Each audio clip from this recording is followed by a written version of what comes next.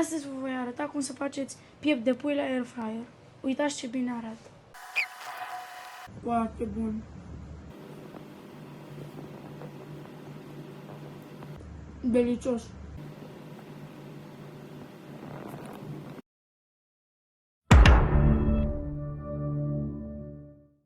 Ingredientele sunt gran masala, curry, ulei de măsline, piper, sare, fulgi de paprika, chili și boia dulce, bețișoare pentru barbecue și pieptul de pui, fără care nu putem să facem mâncarea.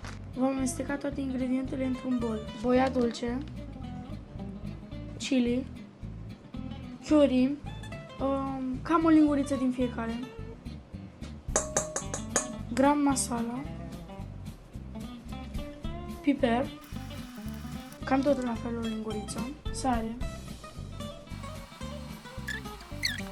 apoi amestecăm.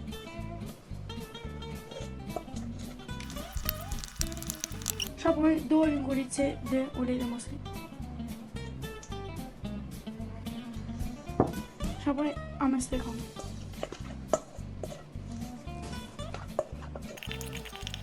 După ce am amestecat toate ingredientele, vom pune pieptul de pui.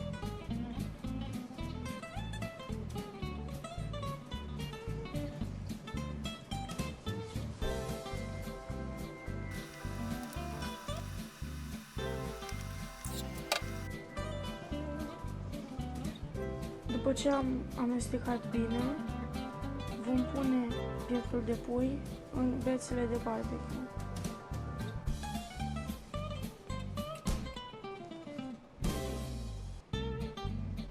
Cam așa.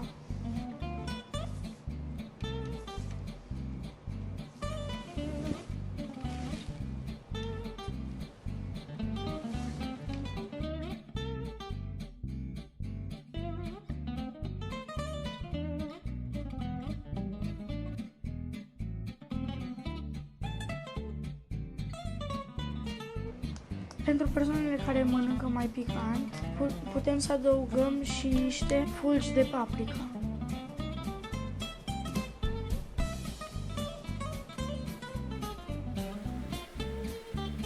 Luăm grătarul de la air fryer și îl învelim în hârtie de copil.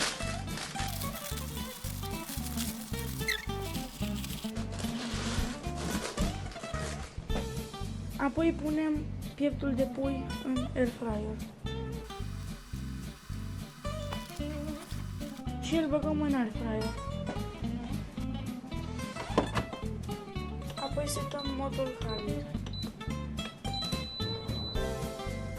După 30 de minute în air fryer, îi scoatem și îi punem pe o farfurie.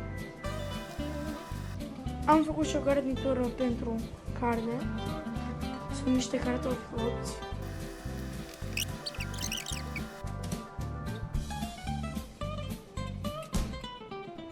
Este foarte delicios.